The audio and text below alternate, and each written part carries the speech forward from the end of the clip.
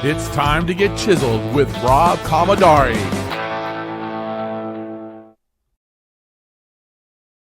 Hello, everybody, and welcome back to Chiseled. And why do we call it Chiseled? Because we're all a work in progress. I'm your host. I'm Rob Commodari. I'm also the author of the book Better Than You Think and co-author of 3 books, Next Level Your Life, The Network Effect, and Being Your Best Self. Anyway, today, my guest is Mike Gandolfo. He's a repeat offender. So you're familiar with his voice. We've interviewed him here before on the podcast, but he's also the voice behind the intro and the infomercial or the commercial on Chisel. So Mike, welcome to the show. But before you start, I got to give a little background on you. So Mike's been in the business since 2006. I met him through the Buffini community, and most of you have heard Brian Buffini's name, and you've heard me mention the community. So I met him there. He is a great speaker. He owns a brokerage in Louisville. I got to make sure I say that right. He is a thought leader who's challenging the real estate norm. He's challenging the people in our industry. He's challenging the philosophies. He's challenging the algorithm of our industry. And you're going to hear some of that today. Mike's a great Catholic leader, spiritual person. We might talk a little bit about that today, which I'm sure we're going to get into. So today, Mike, thank you for being here, man. I appreciate you. I'm anxious and excited to see what you're going to share with us today. I just really love the music that we chose. I'm like, every single time I hear that guitar riff, I think I love it more and more to start the show. Yeah, so I got to give Mike said we chose. I mean, Mike did some homework for me. I gave you some options, you know. You did. You told me what you wanted, and I came up with some options, and then, you know, it sounds really good. You know, now you got like a song that matches your own brand. I do. I like it. I sit there every time the intro is playing. I'm just nodding your head. So it's good, man. So Mike, thank you for being here, man. I don't know. You want to talk a little bit about the process of not just chiseling in the business, not just chiseling life, but the overall chisel of things. Could you help create that little chisel with the rock in the intro? And just last week, you had me down in Louisville speaking to your group, which was awesome. We talked about awareness, and you mentioned that whole planting of a seed, and when we plant a seed, what comes of it. And I think that's the awareness piece you're thinking about. So you want to elaborate a little more on that? Yeah, I mean, actually, that was this the first time you just played that new intro with the chisel and the hammer? Is this the first one? No, you've done it a couple of times before. Yeah. So, but I think I was working on that for you. Like, I was just sitting around, and I was like, I wonder if I could actually do this for Rob, and actually. And so I was working on that, and it dawned on me, like, how many times do we really go through that process of like of setting the chisel, hitting it with the hammer, and just letting things kind of crack and unfold the way that they need to unfold. And it really has defined my journey probably over, I can't really tell you what year it was, but it was before COVID. Last 7 or 8 years of just unpacking what has become my passion for the real estate industry. And I know it was similar for you too when you wrote the first book, Better Than You Think, about, you came up with this concept of awareness, and then you just let it kind of stew for a little bit, and how you actually just unpack that, and then it comes out, and what I would say is guided by a divine Holy Spirit, it comes out into this beautiful thing a gift that you give to the world, that are your thoughts on awareness. And I'm doing something similar, I think, right now in the real estate industry specifically. Yours is probably a little bit more applicable to everybody. So, well, I mean, real estate's applicable to everybody, because everybody's going to be living. Yeah, so everybody's got to live somewhere. Yeah, whether it's in a rental or they own a home or somebody else's house, right? But yeah, so I mean, the whole awareness piece, Mike, I mentioned it last week that we talk about gratitude and how important gratitude is, but you can't be grateful for something if you're not aware of it. And I think awareness is like that essential foundational piece, whether it's spiritually, whether it's with your family, whether it's in business. And in this case, we're talking today about real estate. And you said, something struck a chord with you as far as planting a seed for awareness. And I assume, and you can elaborate on that a little more, it's the awareness of like how you're going to continue to chisel in your real estate world, in your real estate business. Yeah. So like what happened, just to kind of get into uh the meat of our topic, what happened was is I think as small business owners, we're always challenged with understanding what is the problem that we're solving. So I'm actually going to go back to you and I were both at this event. We were in Richmond, Virginia. Andy Andrews was on stage, and you either love Andy Andrews or you don't like Andy Andrews. I am one person who loves Andy Andrews. I love how crazy he is, and then how he just brings everything back together at the end. It's fantastic. But he said a couple things in this presentation in Richmond, Virginia that really have struck a chord with me. Um, he said, number one, that a satisfied customer is the lowest bar to stay in business. Like, we don't aim for a satisfied customer. A satisfied customer is not going to be the person who's going to refer us and all that stuff. We want a client. First off, I hate the word customer in general. I like using the word client. We want a client who's had an unbelievable experience and is willing to be an advocate for us and tells their friends and family. He also mentioned that traditional advertising is the penalty you pay for being unremarkable, which I love that quote too. Like, especially given what it is that we do. But then he said something along the lines of, you want to compete when the competition doesn't even know a game's being played. Yeah. And in a later interview, this is way after this, he said, good football teams compete from the snap to the whistle, but great football teams, like dynasty type football teams, learn how to compete from the whistle to the next snap. And that really planted a seed for me. It's like, okay, like, how am I doing that? Like, how am I competing at a level where the competition doesn't even know a game's being played? And what is that game? What does that really look like for me? And somehow or another, along that train of thought, I wish I could remember, I wish I journaled better at that time and could really kind of tie it all together. I was introduced to this idea that what is actually, and Rob, there's a picture there, if you don't mind putting it up there real quick, just so if you're watching this, you can see it. What happens if you were to go, and this is a real screenshot of my phone, and we'll let, for the people who are not looking, I'll tell you what it is. It's a picture of my phone, and it's in a Google search bar. It says realtors ARE,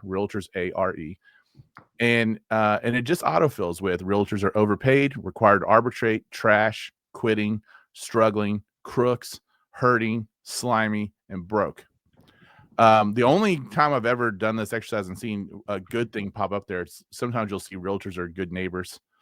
And it really made me think, like, okay, like, no matter what the National Association of Realtors does, no matter what our local board does, like, this is the real estate brand. This is the brand of what it means to be a realtor, because this is what it comes up as the most likely thing that you could be searching for by typing in realtors ARE.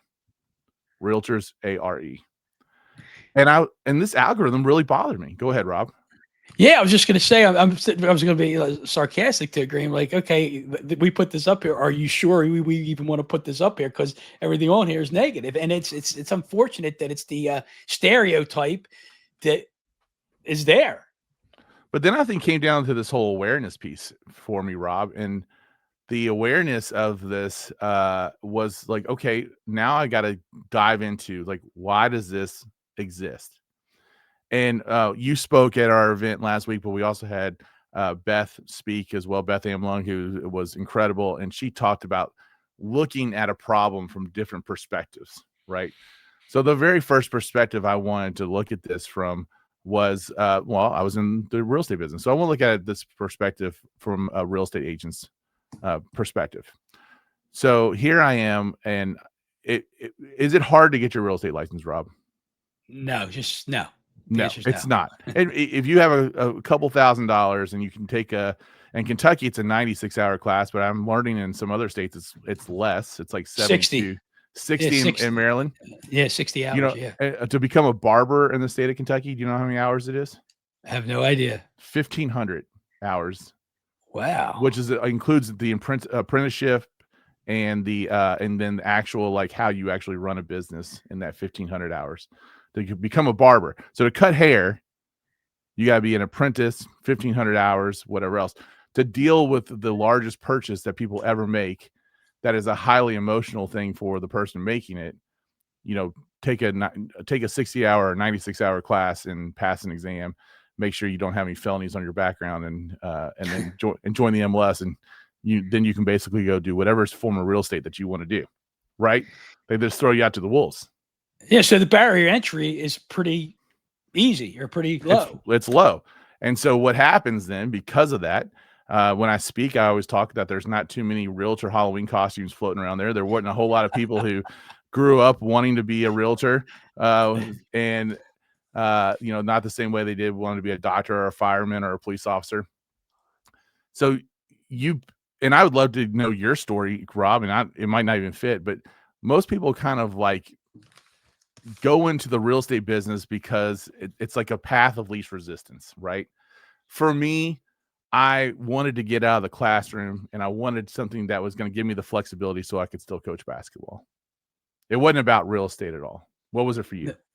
So for you, it was flexibility. So for me, I had a newspaper business in South Baltimore, and I was working I'd been working at T. Rowe Price, and I got into this. So I'm working at T. Rowe Price full time. I start this newspaper business. I got 3,000 customers. I got 16 people working for me, and I'm getting 2.5, 3 hours sleep a night, and I'm watching the transformation of downtown Southeast Baltimore change. I'm watching these, boarded up windows, come out, new windows go in, formstone come down and whatnot. But the motivation was that my wife had her second child and I wanted her to stay home. And I'm like, I'll make up that income. So I got into real estate business for the simple reason I just wanted to cover my wife's income that we were losing by her staying home. And were you thinking about like doing it part-time? Yes. Okay. Exactly. So you were like, hey, I'm going to try this out part-time as a supplemental income. Maybe this person over here, it was a stay-at-home parent and decided that they want to get back in the workforce. Maybe they got fired from their other job. But bottom line, like there's something like that basically you're like, okay, well, I'm just going to go. Real estate looks easy. I'm just going to go try real estate and just can't be that hard. Can't be that hard. Listen, I see the people who are doing it, and that's the other part too. Is like only 31% of realtors have a college degree. Okay. Well, when you think about what it is that we really do, not the stuff that was on the test that we took that we will never ever visit again, we do probably more legal work than anyone else except for the attorney. 31% have a bachelor's degree. We're doing tons of legal work. We're full-time therapists. Like I'm probably more qualified to be a couples therapist than most couple therapists. Mike, I tell people that I'm 30% realtor and 70% psychologist. That's what I tell people. 100%. And if people knew, and I don't want to air any laundry here or whatever else. And by the way, this is a blessing for me that I get to be there for these people during this time in their life, and be hopefully someone that helps them through a difficult time. But if people actually knew some of the things that their agent actually does in certain situations for people because they're going through a tough time, they would be amazed.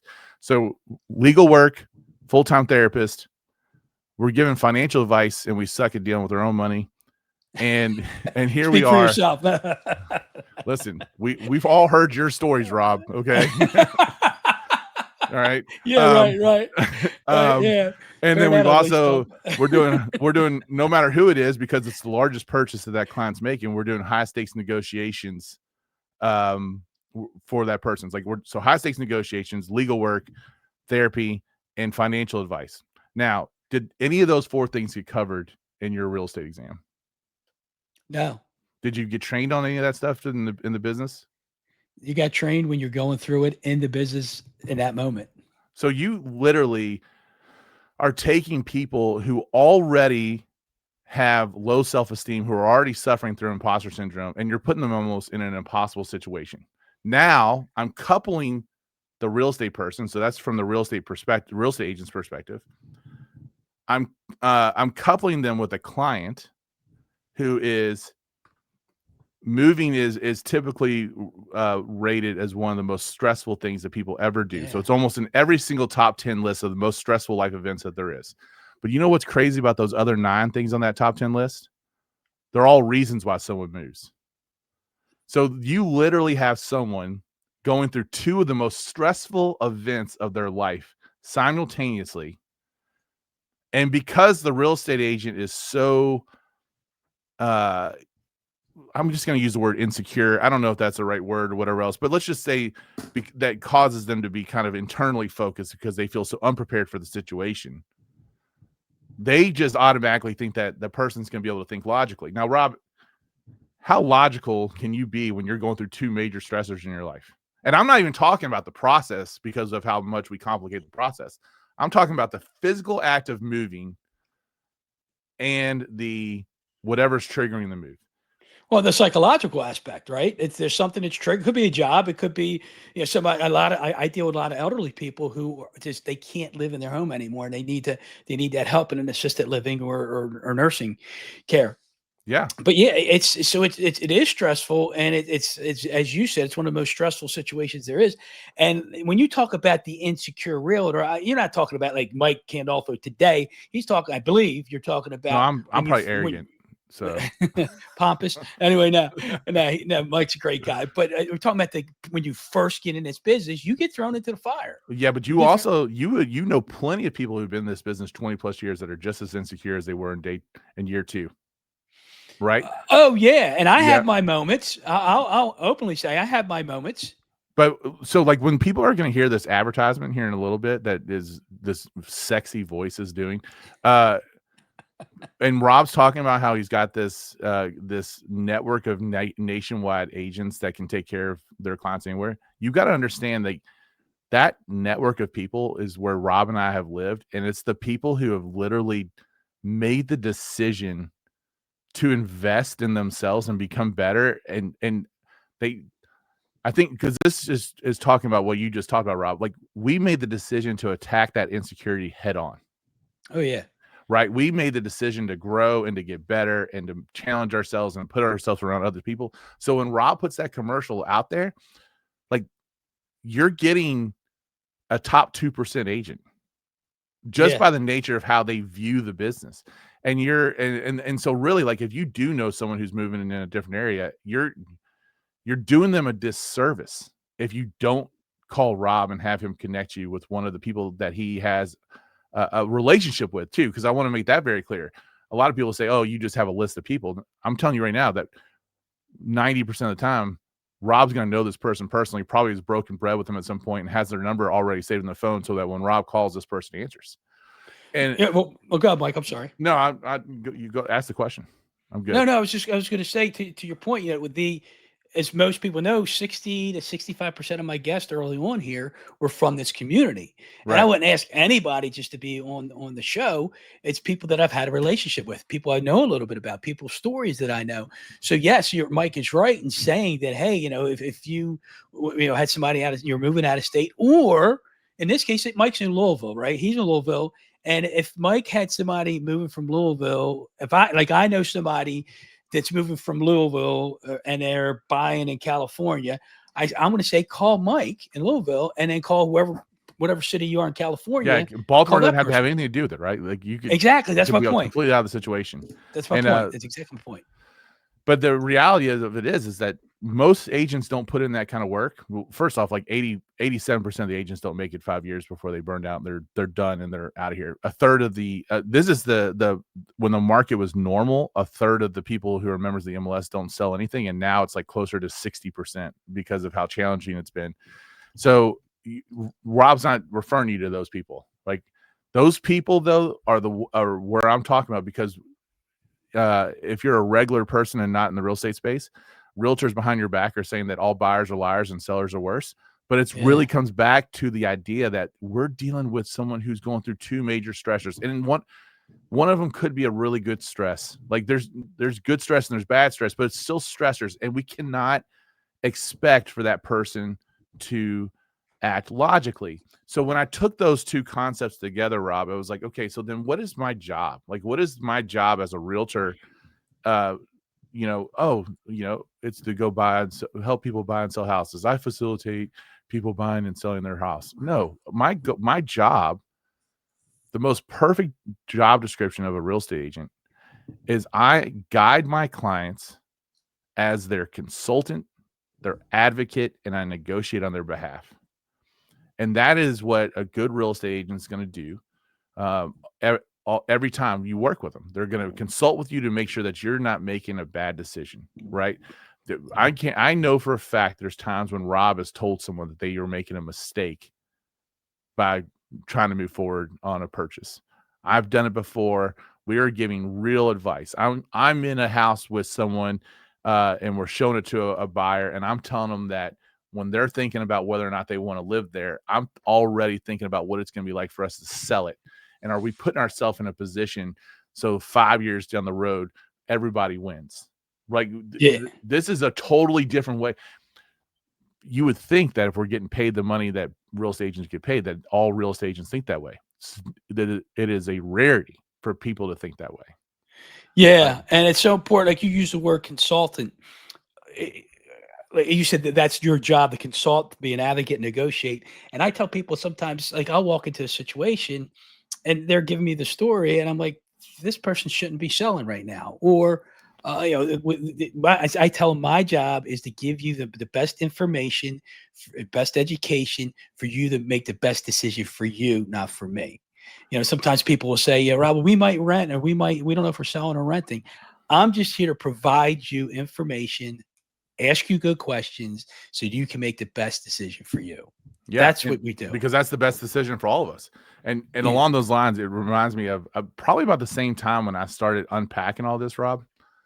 Obviously years and years of working on myself and personal development and all the stuff that your previous guest, Mr. Buffini, has introduced us to. We're so grateful to Mr. Buffini for the speakers, the peers, and the content that he has poured into us for development over the years.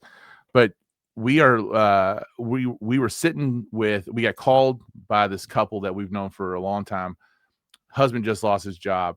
And he is like, we've got to sell this house. I don't know what we're going to do. I don't know how we're going to make ends meet. They were making a panic rush decision.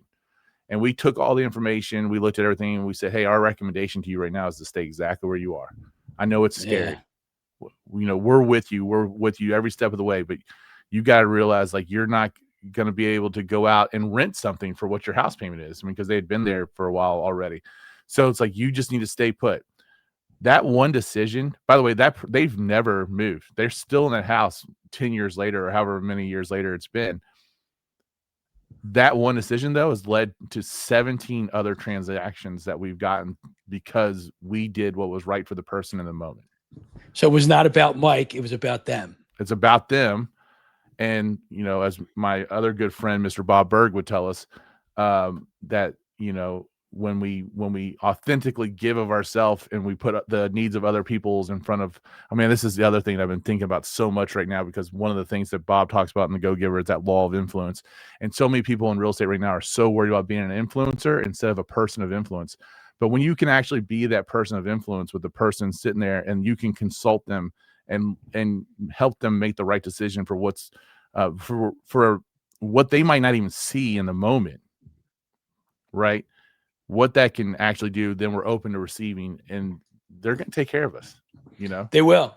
So Mike, I got to ask you a couple questions here. So you talked about the stress of it all. So how does when Mike sits down with a couple and he knows, okay, they're buying and selling, he knows it's a stressful situation. How do you dig into that stress? How do you dig in to find out what's really triggering them? Yeah, I think it's always us asking great questions and listening. So the first thing, I was also amazed along this whole time. And really, if I go back to even what's happened on the chiseled front even further, and I owe this all to Bob Berg and that little red book, The Go Giver, it was probably going back, and I can tell you the year on this one. This was 2008, and I'm still a fairly new agent. And here we are, and we have this housing crisis that happens across the entire United States. And I'm at a brokerage where I had to charge a certain rate, a premium rate. There was no negotiating my rate. That's what my broker told me we had to do. And it was a very large brokerage. So I'm a newer agent, and I've got all these agents at my brokerage who are charging the same rate as me, and they've been in the business for so long, and they're amazing. And then I've got all these other agents at other brokerages that are cutting their fees left and right just because they're trying to feed their family. And then now I've got the great words, like when someone asked me to cut my commission, I was like, that person is cutting their commission because they can't compete with me at my commission. If they could, they charge what I charge. So, but at the end of the day, that made me go to work on that law of value. The first law of the go-giver is to really make sure that I'm always providing more in value than I'm taking in payment. But then it's not only being able to provide it, and you know this in our space, it's can you articulate that? Yeah. Right. Because so many people in our industry probably provide the value and they can't articulate it. And they make it look easy. And then the person's like, oh, that was easy. I'm just going to get my real estate license and do what that person does. And so I had to go really into this idea of understanding that most agents were not doing a listing presentation. They were showing up with the lockbox and their camera phone. And back then we were still doing carbon copies. So press hard, there's 3 copies, and they had the sign in their car and they were showing up and it's like, what do you want to list it for? And they were just, doing everything right there versus how we actually consult on the listing side or the buyer side. And it never starts off with, this is how great I am. This is how great my company is. This is, tell me a little bit about your life. What do you all do? What do you all do on a day-to-day basis? Like what is one thing in this move that will make your life easier? Just asking good questions and then asking the next question and really trying to get into like, I actually really think I'm gifted at working with buyers and being able to see properties through their eyes and not through my eyes because of the work we do to have just the conversation, the back and forth, and for me to really try to get inside of who they are. And now we're going to get to this in a little bit, but we've got an actual tool that we've developed that even makes that even easier that we've started using at our brokerage. But that's a little bit further down the road. We got to get down there. So still. We're going to talk about that tool in a minute, but you talked about the law of influence and Bob Berger, who was a guest on this podcast earlier. So tell me, who was he referred by? Rob, how'd you get to hold him? I don't want to bust your bubble. I just reached out to him. I thought I connected you guys. Actually, you did. Okay. You did. When COVID started, I take that back. I used you as piece of it because you had a group of people from our community. You did a Zoom, and that's the first time I met him. But then I reached out to him and said, "Hey, I met you on Mike's show." So I apologize. It wasn't a direct referral, but it was definitely influence. So there you go. I will tell you that though, like during that time when COVID hit and just realizing that all those guys are missing like what they get to do, reaching out to those people and getting them to kind of chime in and giving them an audience was actually like one of the things I'm most proud of. And just because we were able to form so many great relationships then. And and Bob. It was interesting with Bob because when I first reached out to him, I did it through I think it was Facebook Messenger actually. Yeah. And I told him that I met him on the screen with you. And then he said, tell me a little bit. I asked him maybe on the podcast, and he said, tell me a little bit about it. And he said, he goes, I'm Jewish. I don't think I'm the right fit. It sounds more Christian. I said, Bob, I've had everybody on this podcast. I appreciate his humble response and saying, I don't know that I deserve to be on there. I should be on there. But I mean, he came on, he lit it up. And so that was great. But go back to and he's he forgets that as Catholics, we actually really value this one Jewish guy that we kind of follow around all the time. Yeah, right. For quite a while, right? Over that's right. But yeah, so go back to that law of influence. In fact, I got a plaque over here just to the left of my desk with the 5 laws, right? Yep. The 5 and the law. So we talked about so many realtors are too worried about being influencers instead of being a person of influence. And look, I'll say I put stuff on the social media. I do it to impact and to be of influence, not to be an influencer. Right. So can you go into that a little bit, Mike? Yeah, I mean, let's define it first off. What an influencer is it's often focused on outreach and attention, right? Their goal is to broadcast a message to a large audience, which can be very superficial. A person of influence is going deep with someone. It's depth and trust. So if an influencer is superficial, a person of influence is depth and trust. I'm getting invited into this inner circle of decisions. Rob, how many times have you learned that someone is expecting a child before they told their family, or is getting married before they've told people, or is got a really bad diagnosis before they told people, right? We're getting invited all the time. We are getting invited into, I've known people were getting divorces before the spouse did. Right. You know that. That's crazy. That's crazy. Right. But it happens. It happens. And absolutely.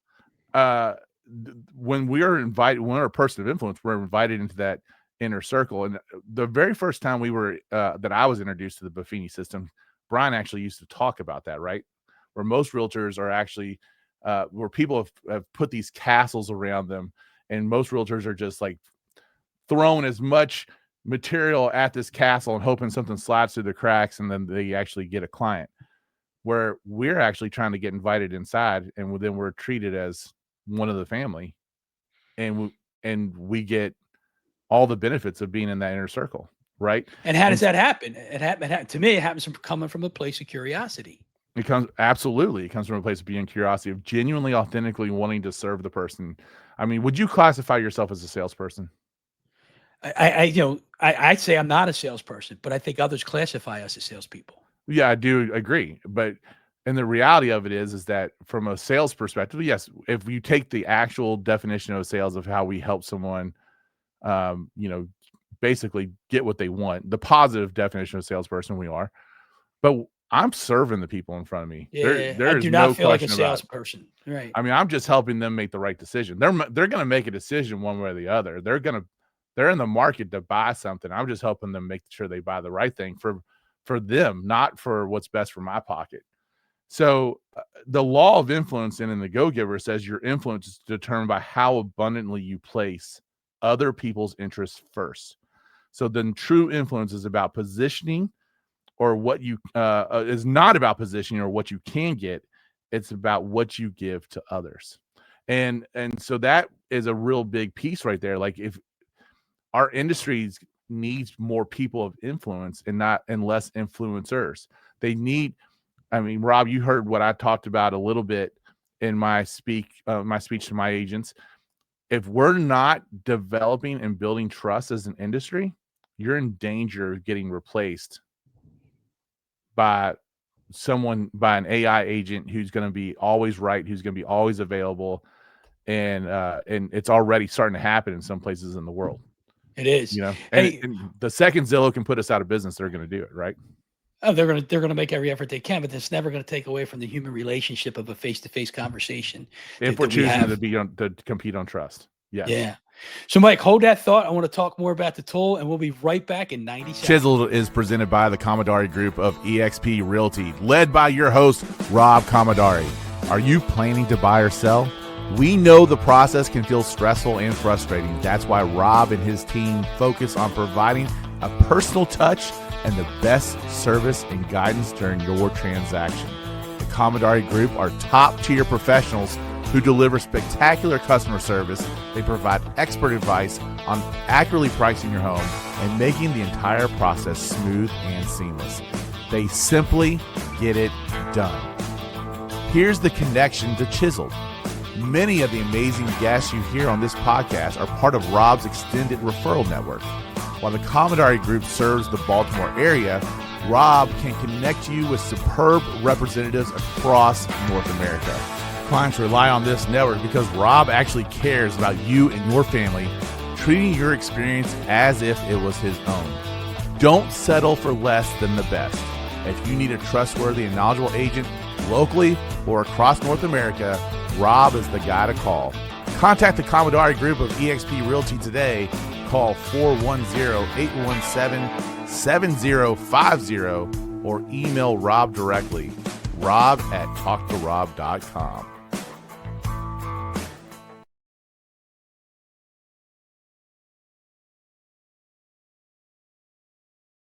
Welcome back. Some people probably think they never went on break because it was the same voice that we left that came back. So, Mike, as you heard, Mike helped me with that. Thank you, Mike. But go ahead. Yeah, so just to put a bow on this influence thing, just to give the people listening, and I think this is applicable to whatever line of business you're in. If you want to practice that law of influence, if you want to be a person of influence and not just an influencer, because if you are a person of influence and then you decide to be an influencer after that, it's a totally different thing, right? You got to choose to be a person of influence first. Stop keeping score, focus on their win, and then you're going to build this army of ambassadors that are really going to help elevate you, and they're going to pour back into you because you helped them out so much without even asking, really. Yeah, and I was on a call a couple of weeks ago, and Brian says that you send out in slices, it comes back in loaves. Mm-hmm. But that has to be genuine. It has to be authentic, because sometimes we could say my motive is, oh, I'm going to send it out in slices because I know I'm going to get. The getting piece comes when it's supposed to come if you do it authentically. And it's never, or very rarely is it going to come back directly from the person that you give to. So you have to be authentic and genuine in your giving, in your influencing people to be impactful with them. Because if you're not, it won't work. It won't work. Right. 100%. So Mike, Rob, talk to me. Yeah, go ahead. Okay. So then I kind of went down this a little bit further. Okay. So I've got this whole, that whole process of just looking at that Google search came up, and then I had my mission. My mission was to change the algorithm, and I have this little sticker that I have everywhere, and it's on water bottles and whatever else, and it's to keep my mission in front of me. And of course, I can't use it anywhere else, because in the word algorithm, I have the Google G as the G and the Realtor R as the R. But it's just a reminder of me of like what I'm doing every day, what my mission is. If I choose to accept it, is them. I'm working every day to change the algorithm. And then you're like, well, how can this small little brokerage in Kentucky change a freaking Google algorithm? Well, you know what? I'm pretty confident that I'm going to at least give it my all to really try to make that happen. Right. And that's why I wanted to be on this show, just because the more we can spread that message, the better. Because now, for me to know what my mission is, now I had to get other agents on board to help me in pursuit of that mission. So we then came up with this concept of change agents. Like, I did not want to have, I wanted to take real estate agents and turn them into change agents. And a change agent is someone who initiates, facilitates, and drives a positive transformation in the real estate business.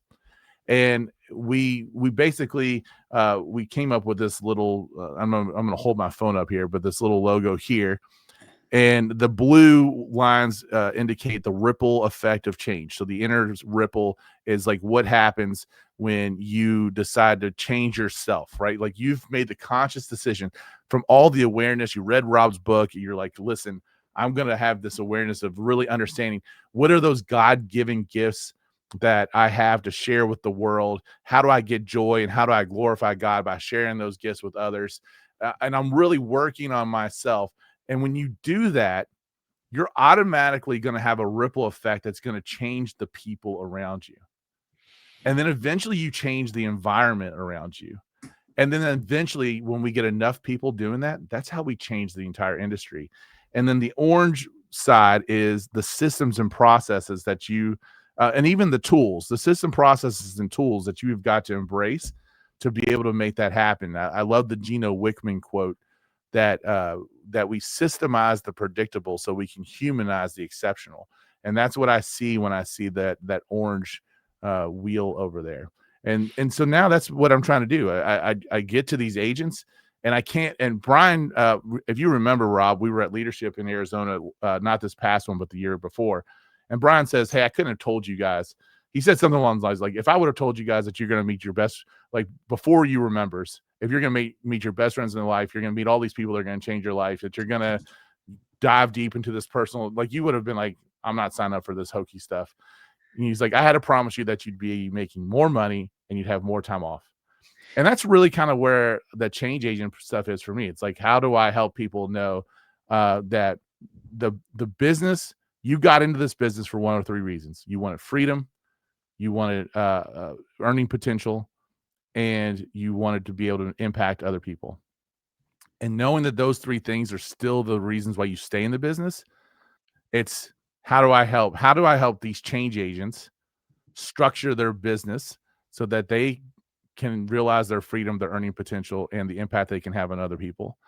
And meanwhile, approach the business in such a different way that we can actually change the whole industry.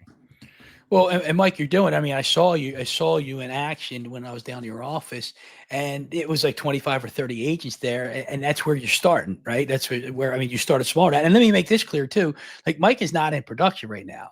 He's helping others build their businesses. And that's an example of what he's talking about. Like, I am in production because I choose to be in production. I don't want the headache of a broker, so let me call it that. But Mike is there. He's making an impact on these agents so they can be better. Yes, there's back end stuff for Mike. It's money to be made on that end, but he's not in production. He's more focused on making people better. And as they become better, they become better business people as well. I think that's a fair statement, Mike. Well, I mean, you got to experience our culture at our office, and I'm going to tell you that I'll bet that my culture at my office is unlike almost any other culture that you've ever experienced. Not to say that there's not other cultures out there that are fantastic or great or whatever else, but but what you just said is important. Like, I had to make the decision not to be in production because we could have a bigger reach by me helping these agents that come under my care at one point in their career or other.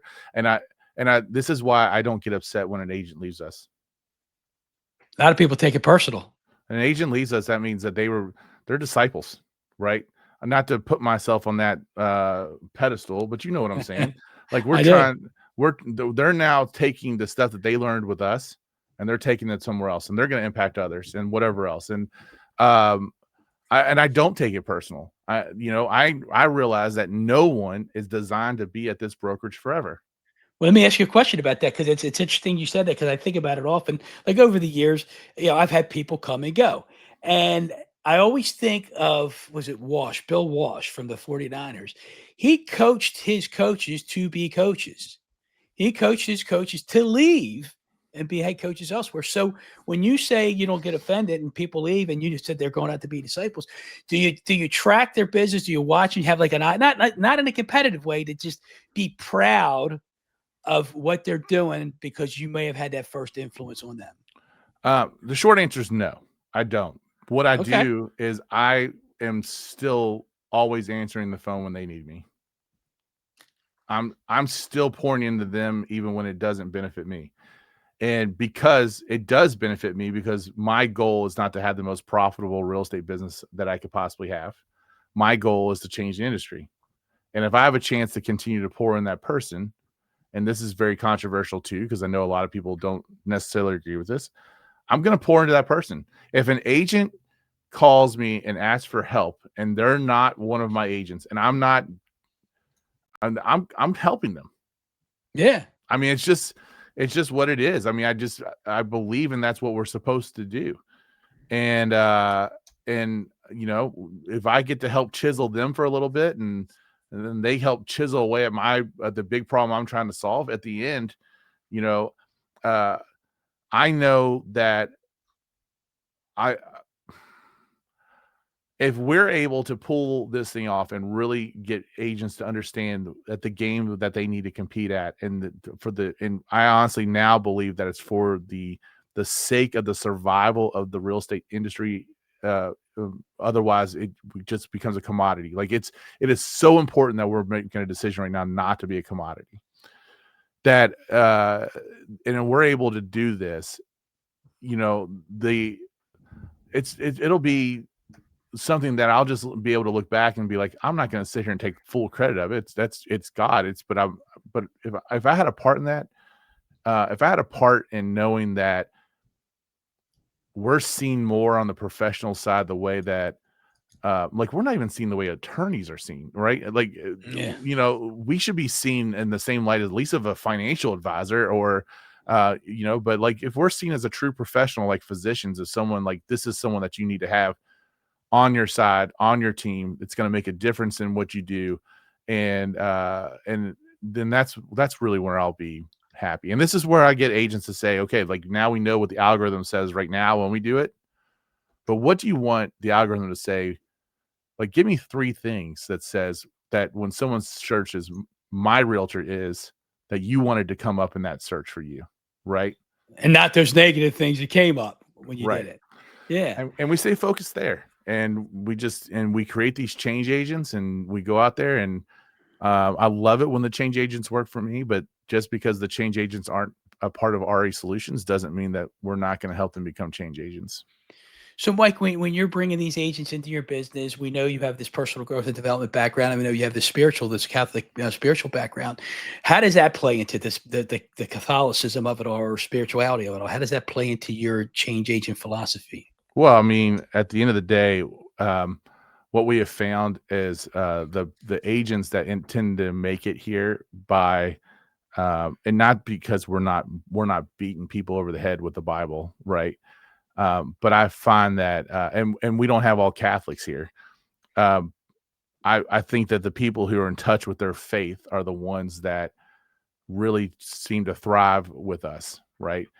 They understand what it is to serve mankind and serve the person in front of you. They understand really what it comes down to. And the one thing that I've been going with right now more than anything is like, how do we let go of fear, anxiety? How do we let go of our shortcomings and just trust that we're part of God's plan? Right. Yeah, we are. And I mean, it's like the affirmation, everything always works out for me. Do my best and trust God for the rest, right? And just put it in his hands, because it's hard, because you said something earlier about like realtors like competing and comparing sometimes. And I think as long as we know we're putting our heart and soul into it, we're giving people the best information we can for them to make their best decision, and we're putting them first, it's going to work out. Now, we might want a referral yesterday, we might want a deal yesterday, and we might not get that. But we got to believe and trust that if we keep putting the work in, if we keep showing up and we keep being faithful for those people, that it's going to come back to us some way, shape, or form.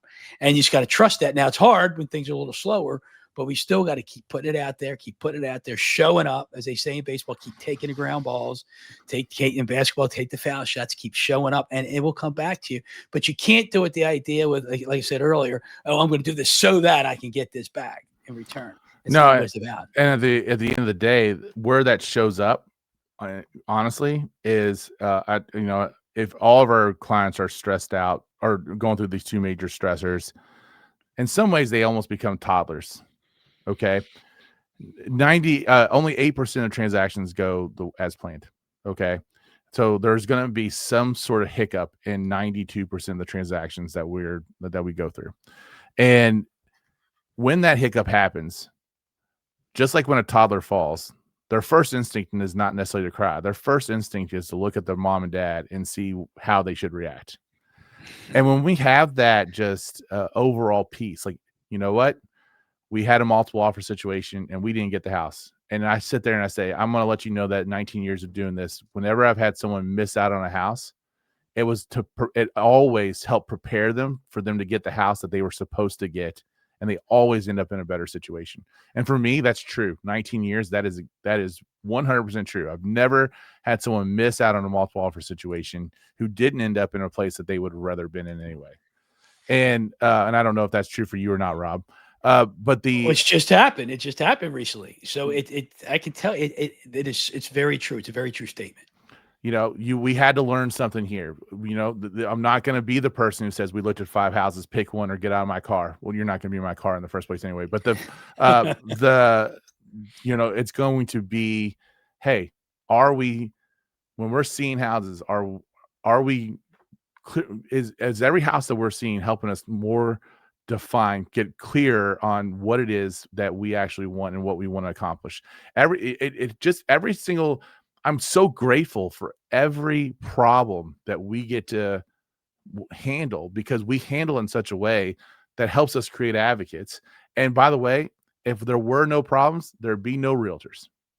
Right. I mean, so problems are possibilities. Problems are possibilities, and they're opportunities for us to show our worth, but for us to help others, I guess, understand and achieve their goals. Right. Yeah, absolutely.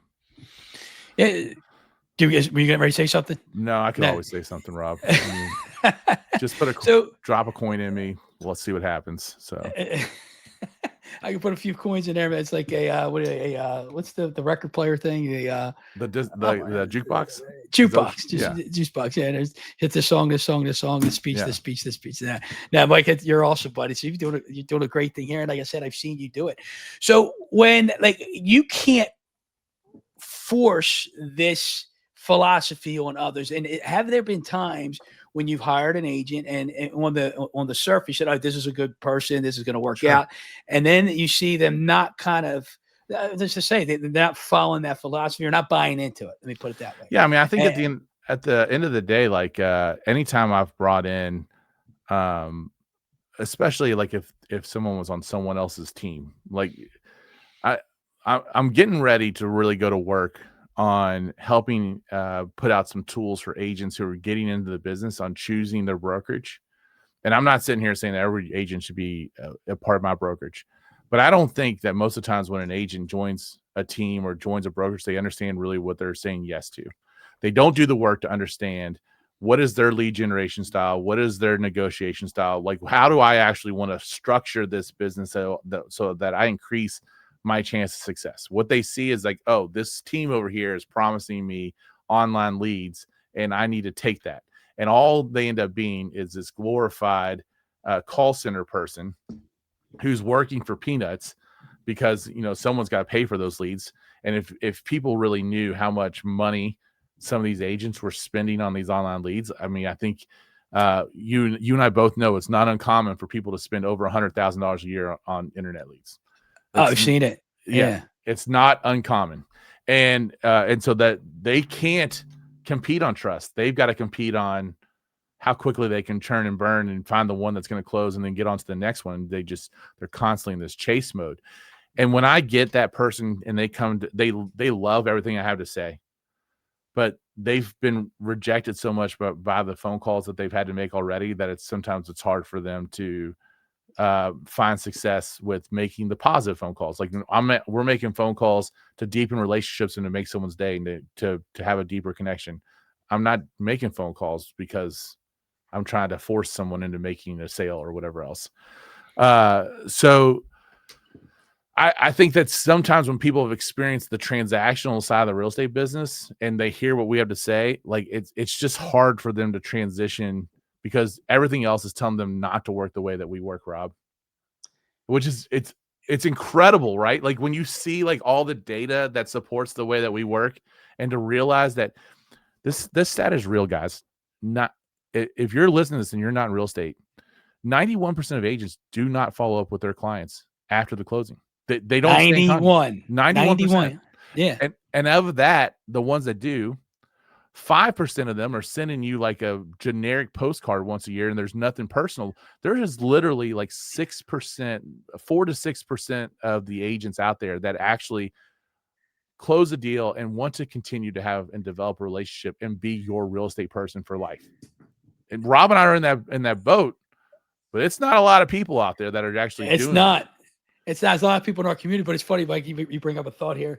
Like I'll be sitting there, whether it's a buyer or seller, and at some point in that conversation, I'll just say to the person, I'll say, hey, Mike, there's good news and there's bad news when you start working with me.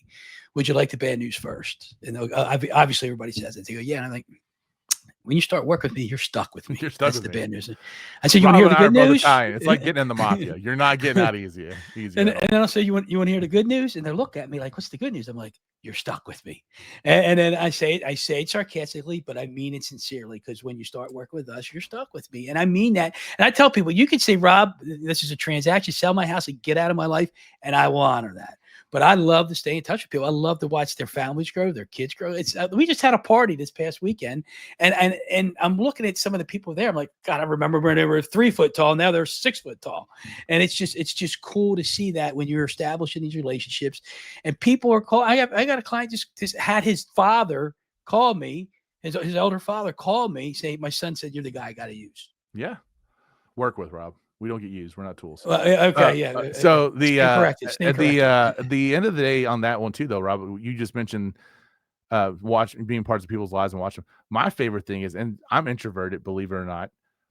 And so like when someone asks me to go to a party or whatever else at their house, I'm like, oh, I don't really want to do this. It's but then the times I go, I realize that these people who invited me to come over to their house for their party just invited me to my client party, because inevitably 2/3 of the room will have been people that we've worked with, and they're so happy to see us and whatever else. And it's like, that's when you start getting to that level and you start really understanding the impact you have on people's lives. Like this person invited me over And I have touched the lives of half this room.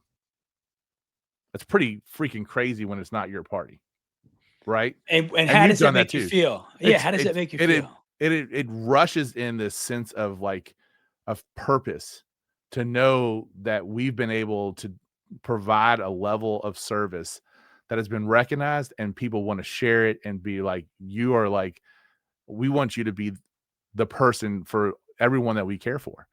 And it's incredible, man. It's just, it really is. It really is. So, I wouldn't do business any other way. And I'll never forget, I got in the real estate business in July of 2006, and I started listening to Brian's 100 Days of Greatness class just weeks after getting my license. And the way his grandfather ran their painting business, and the way that my grandfather ran this our car dealership. My grandfather had the oldest Lincoln Mercury dealership in the country, and he did not do all the traditional advertising, but he knew every single person who came to that door. He knew their kids' names. He knew things about them. He had people. Ford actually did a study on them because they had one of the highest repeat and retention clients base in the entire country. And I was like, and so when Brian was telling the story about working for his grandfather in the painting business, I was like, this is exactly how I need to work. I've been trained this way too. And the similarities were there. And well, Mike, do you remember what the phrase was, what his father would say? Can you put your name to it? Can you put your name to it? Can you put your name to it? Can somebody put their name to us? Well, they're not going to do that if we don't do a good job for them, if we don't put their interest first. That's the beautiful piece of the way we work, is like, we've got to deliver excellence. Like, that's our, we don't get, if you have a satisfied customer, satisfied customers don't refer. It's the lowest standard to stay in business, according to Andy Andrews, to bring this full circle. We got to blow their minds for them to be able to refer us out. And because they refer us out, that gives us the time and the resources to blow their minds. Yeah. It's this beautiful paradigm, like this checks and balances that has to happen. And when it works out, man, it's just incredible. It's a beautiful thing. Yeah. So yeah, go ahead. I know we're getting close to the end of the time here, and people are probably tired of listening to me. So the last piece, so I went from change the algorithm to creating change agents. And now it's like, okay, so now we've got to really understand we've attacked the issue from the agent side. Now we've got to attack the issue from the client side. So my company, I started working with these two young guys, and we've developed this thing called Requity. So equity with an R in front of it. So for, because RE is part of RE Solutions, but Requity is the name. And basically what it is that when we get referred to a client, and we get the phone call and we set up our consultation, and I'm going to send them the client a text message to say, hey, looking forward to meeting you on Monday at 2:00 at this coffee shop, blah, blah, blah.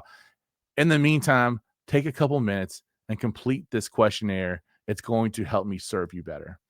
And then what we get back is what we call the relational roadmap.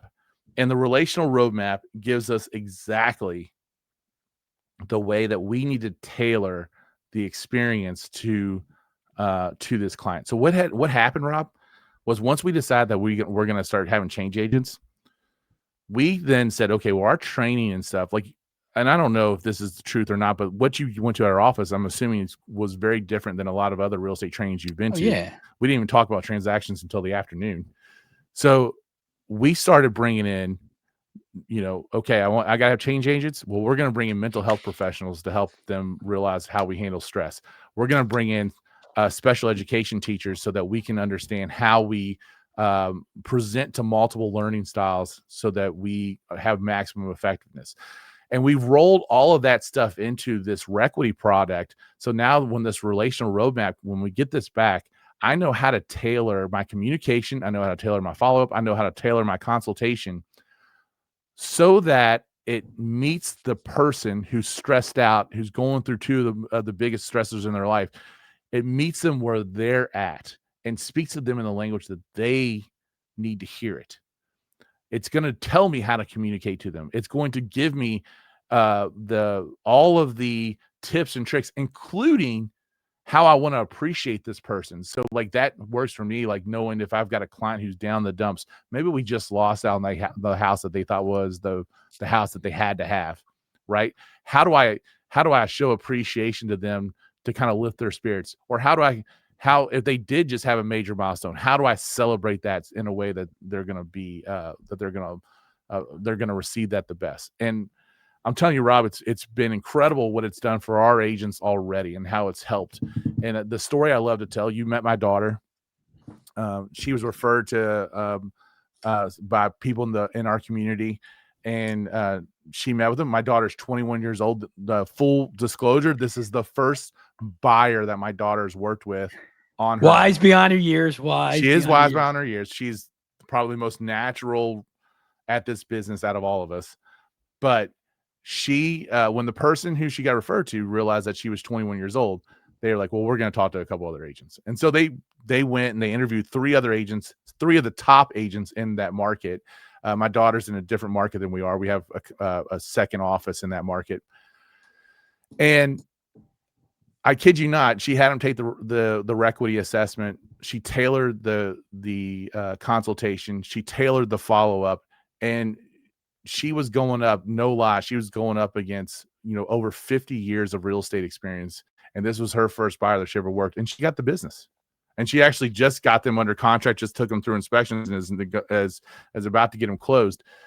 And she did it using this tool that is literally helping us meet the person where they are. But it had to be chiseled. It had to be chiseled from the change the algorithm. It had to actually get chiseled all the way back in 2008 when I had to define my value.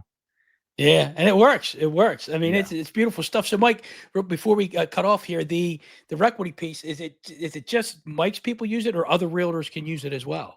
Yeah, so we're very the short answer is yes. If other people want to use the Requity tool, it's out there. We even have a spot for if you're looking to buy or sell, and you want an agent who understands this, the client can even go and request an agent, can take the assessment, and we'll help pair them up with an agent.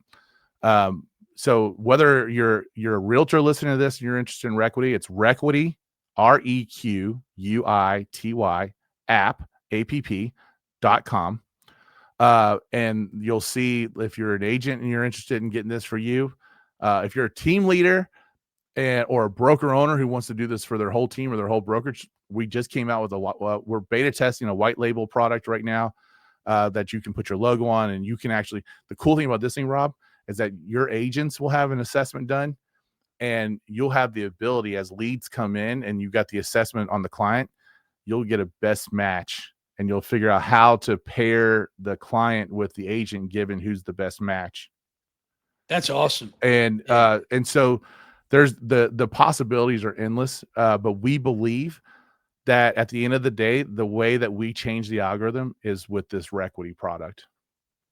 And so I could dig in, which I've signed up for it myself, but I could pass that on to my own clients. I think that's what I'm hearing you say, correct? Yeah, if you wanted to, but I mean, what you have, because you have an account, is you have your own link that doesn't change. The other thing that we realized is that real estate agents don't want something else to log into.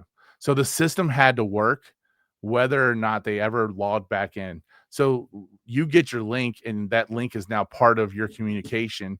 That link doesn't change. When someone fills out an assessment on your link, you're going to get that relational roadmap sent to your email, and you never have to log back in ever if you don't want to. But if you do, there's going to be other tools there and stuff like that that are going to help you out. And as we grow that piece, and we help every Requity member become a change agent, that's ultimately what we want to do. So listen, get a Buffini coach and sign up for Requity. And if you want to do some 12-week year training with me or something like that too, we can talk about that. That's another podcast. Yeah, whole nother thing. I'm just telling you right now, like this is how we help change agents, like grab control. And really what I've been thinking about, Rob, right now is that most agents are just floating around, right? They let their business control them. Yeah. A true professional is not on demand. They're in demand, as our friend Greg Chaplin talks about. Yeah, right. In demand, and they control their business to create the life that they want to have. And that is when you have you're a true professional, you're a true a person of influence over your database, and it is totally possible to get everything that you thought this industry was promising you when you signed up, and when you were too young and dumb to know the difference. It's totally possible if you want to take control of certain aspects of your life. And you can do it. We all can do it. Well, Mike, look, man, I'm so blessed to have you here. You're giving us so much information, much wisdom. And now I see why Nia is so wise. And I only see half of it from you. Actually, I see a quarter from you. Most of it's coming from Christy. But anyway, but I appreciate that, man. And I appreciate you. And real quick, before I let you go, well, two things, if you can do this quickly, is tell us how we can get a hold of you and tell me where God's going to be chiseling you in the future. Well, listen, I think the second one is God's going to continue to chisel me. Well, you know that I'm discerning right now whether or not to enter the diaconate. So to become a deacon in the Catholic Church, which is a very big deal. But ultimately, God gave me my number one thing is a coach, and God gave me a voice and a way to get in there and influence people. And I want to influence. I want to continue to influence agents the best way I can. And then, so that's how God's going to continue to chisel me, until he tells me something different. And what was the other question there? How to get a hold of me? Let's go with a Requity email. So mike@requityapp.com is probably your best way to get a hold of me. I'm on all the socials and stuff, but I'll tell you what, Rob, I'm starting to do that less and less. And I mean, that's what works for you. Right. Yeah, maybe. But at the same time, it's just like the noise of it is, so, the mike@requityapp.com is probably the best way to get a hold of me. Yeah, as long as you're doing the social for the right reason. I think it's got to be for the right reason. If you're worried about how many likes you're getting, it's worthless. But anyway, I mean, you can get sucked in, right? That's the problem too. So I'm trying to be very, but I'm hearing, I mean, that from what the kids are telling me is that the DMs are like replacing text and email. Like most of the things are, most of the community, especially on LinkedIn. So I might have to start getting back into it. I don't know. So that's another subject I could go down the road to, because I'm seeing that myself. But anyway, Mike, man, thank you so much. I appreciate you. I appreciate your voice of chiseled, as people have heard in the intro and in the commercial. So thank you for that, man. And I'm blessed to know you, buddy. I really appreciate you. Well, you keep on hammering at me, Rob. You keep on chiseling away at me. One day I'll make it. Well, you're chiseling me through this conversation tonight. I learned a little bit, so I'll share that with you later. But until next time, everybody, let's go get chiseled.